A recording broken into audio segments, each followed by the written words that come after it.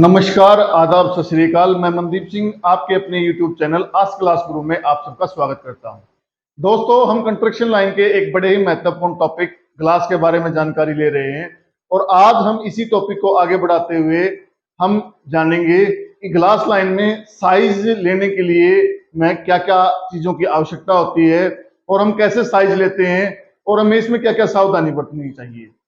तो आइए शुरू करते हैं हम आज के टॉपिक साइज को। माप। इस टॉपिक को शुरू करने से पहले मैं आपको बताना चाहूंगा, अगर अभी तक आपने इस वीडियो को लाइक नहीं किया तो प्लीज वीडियो को लाइक कर दें और चैनल को सब्सक्राइब कर दें, क्योंकि ग्लास लाइन से संबंधित सभी प्रकार की जानकारियां, चाहे वो एल्युमिनियम सेक्शन हुआ, चाहे वो टफन की आपकी विभिन्न प्रकार की फिटिंग हुई, पैच फिटिंग हुई, रोलर फिटिंग हुई, या आपकी स्लाइडिंग, शावर फिटिंग, क्नोपी फिटिंग, या आपके roller glass fitting, sensor door fitting, इस प्रकार की ग्लास से संबंधित सभी प्रकार की जानकारियां, आपके लकड़ी में कैसे ग्लास लगता है, एल्युमिनियम में कैसे डलता है, आपके विभिन्न प्रकार के मेटल्स में कैसे फिटिंग होती है, ये सारी जानकारियां मैं आपको आने वाले वक्त में इस चैनल के माध्यम से देने वाला हूं।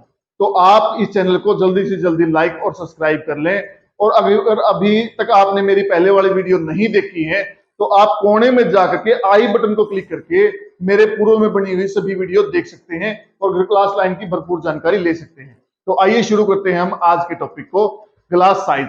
जो ग्लास के साइज होते हैं वो आज हमारा टॉपिक रहेगा और हम जानेंगे कि ग्लास का माप, पैमाइश, साइज कैसे लिए जाते हैं और इसमें आपको किन किन चीजों की आवश्यकता होती है। तो हमारा आज का टॉपिक रहने वाला क्या है? नंबर 1, साइज किसे कहते हैं। नंबर 2, साइज लेते समय आपको कौन से सामान की आवश्यकता होती है।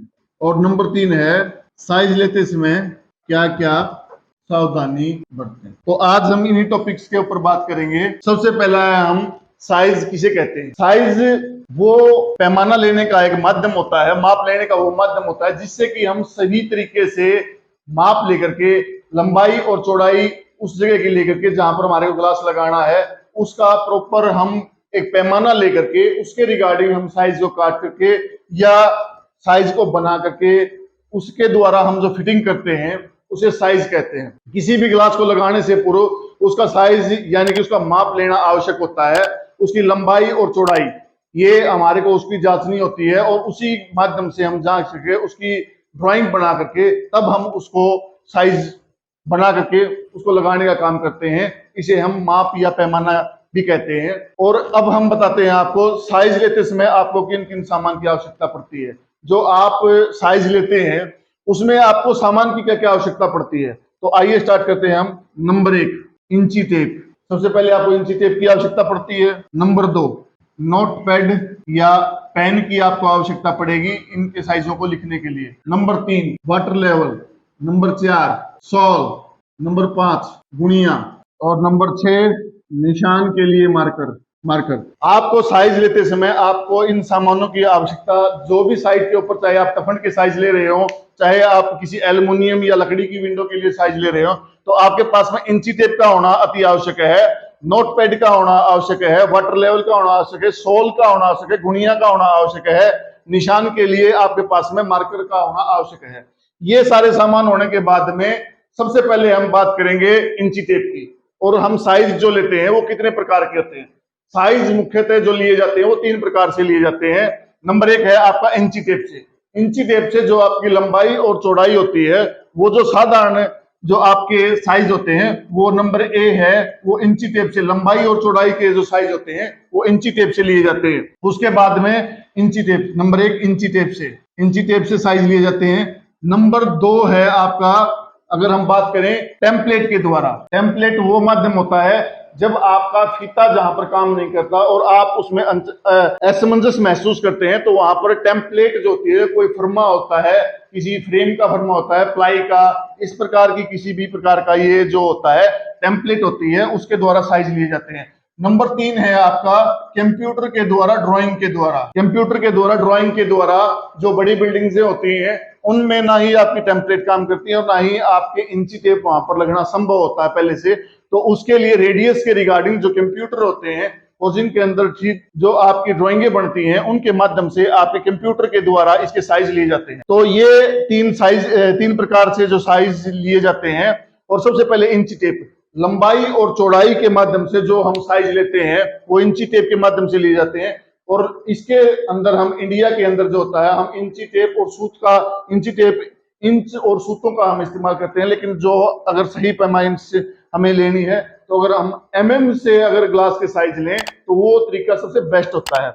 दूसरा है जो आपके बैंड के शीशे होते हैं या आपके फर्मों के शीशे होते हैं या आपके ऐसी जगह कई बार जो जिन्ना होता है, रेलिंग होती है, गोलाई की कोई जगह होती है, उसमें आपको जब साइज लेना होता है तो वहां पर आपका फीता जो है वो काम नहीं करता।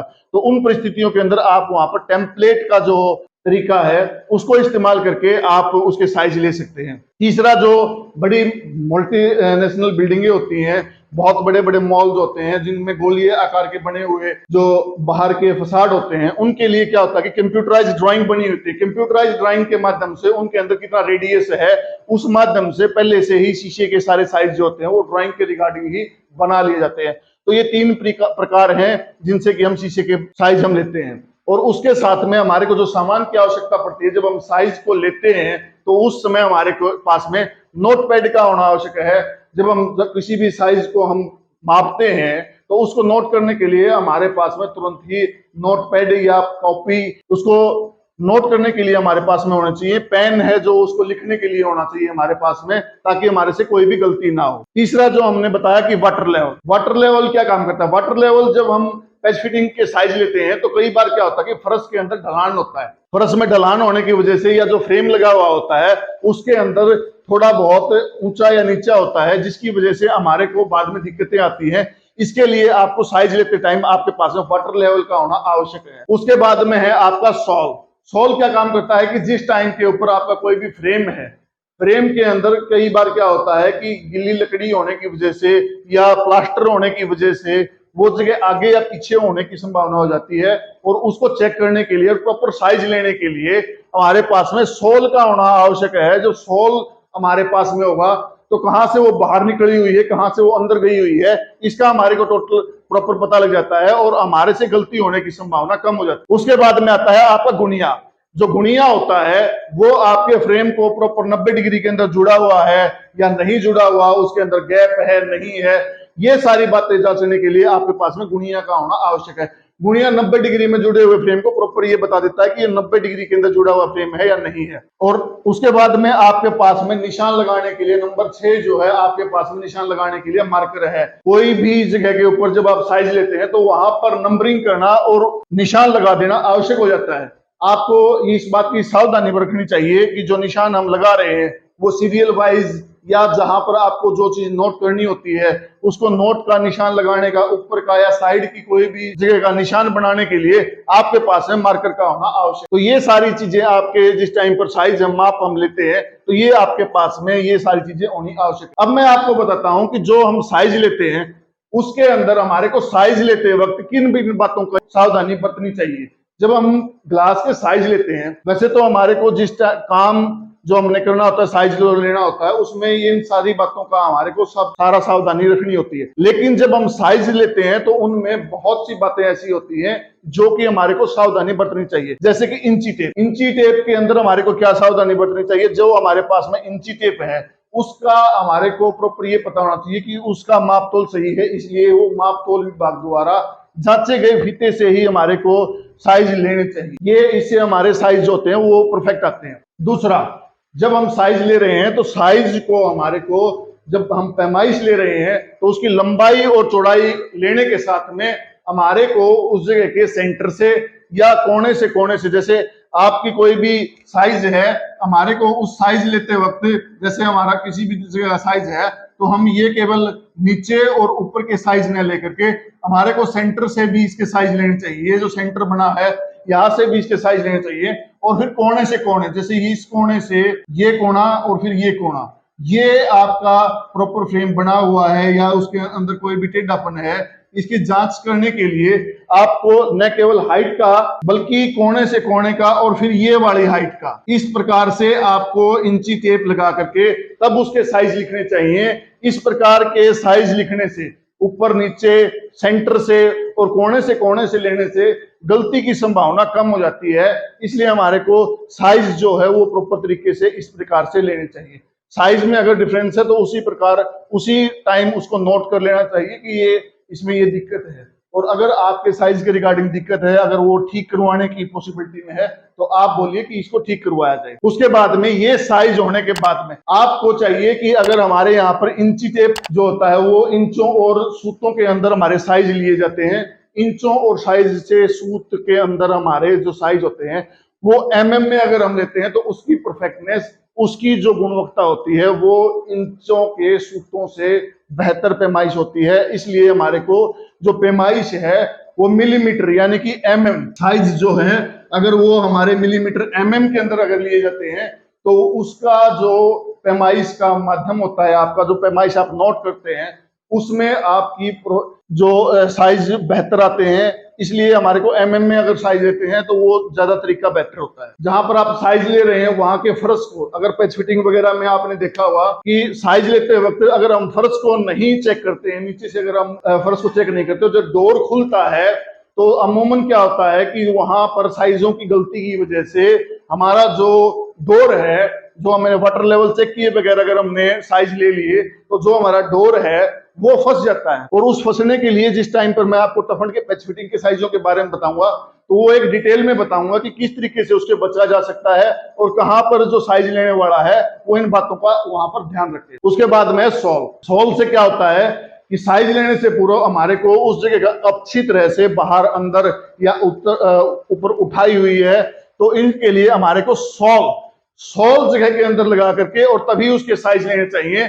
सॉल लगाने से क्या होता है कि अगर आपका फ्रेम या आपका प्लास्टर अगर सिविल वर्क के दौरान अगर बाहर आया हुआ होता है तो उसका हमारे को आसानी से पता लग जाता है। और साइज लेते वक्त सॉल का इस्तेमाल करने से हमारे को जगह की प्रॉपर और इस प्रकार से साइज लेने से जगह की प्रॉपर स्थिति का पता लग जाता है।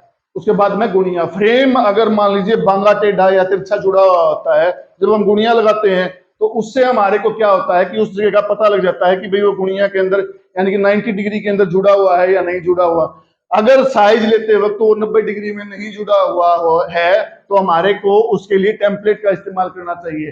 फर्मों में जहां पर आपके साइज प्रॉपर नहीं बैठते हैं, जहां पर आपके साइज सही नहीं बैठते हैं, वहां पर आप टेम्पलेट का इस्तेमाल कर सकते हैं। टेम्पलेट का इस्तेमाल करना चाहिए प्रॉपर साइज लेने के लिए। उसके बाद में निशान, आपको फ्रेम के ऊपर निशान लगा देना चाहिए। कोई स्लिप अगर आपके पास में है तो वो स्लिप आपको वहां पे सेक्शन के ऊपर लगा देनी चाहिए।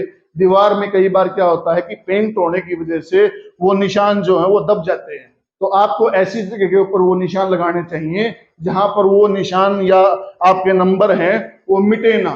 इन बातों का हमारे को सावधानी रखने की, जहां पर हम साइज ले रहे हैं वहां पर सख्त आवश्यकता होती है। साइज को अच्छी प्रकार से जांचने के बाद में, उसको अच्छी प्रकार से हमने देखने के बाद में, कॉपी के अंदर नोट करने के बाद में उसको प्रॉपर तरीके से जो भी वहां पर परिस्थितियां उसके अनुसार लिख लेनी चाहिए। ये सावधानियां हमने साइज लेते वक्त हमारी जो जगह है उसके ऊपर ग्लास के साइज लेने में हमें इस चीज की सावधानी रखनी चाहिए। तो ये था आज का हमारा ग्लास के साइज का टॉपिक। आगे मैं आपको बताऊंगा ग्लास की कटिंग के लिए आपको क्या क्या सामान की आवश्यकता होती है, ग्लास की कटिंग को इसमें आप किस किस चीज की सावधानी बरतें, ग्लास जो होता है वो कटिंग के दौरान आपको किस किस चीज की जो सावधानी, इंस्ट्रूमेंट होते हैं जो आपके हाथ के दस्ताने होते हैं, इन सारी बातों के बारे में मैं अपनी आने वाली वीडियो में बताऊंगा। अगर आपको ये वीडियो पसंद आती है तो वीडियो को लाइक कीजिए, चैनल को सब्सक्राइब कीजिए और जुड़े रहिए मेरे साथ में आस्क ग्लास गुरु के ऊपर। आप सबका ये वीडियो देखने के लिए बहुत बहुत धन्यवाद।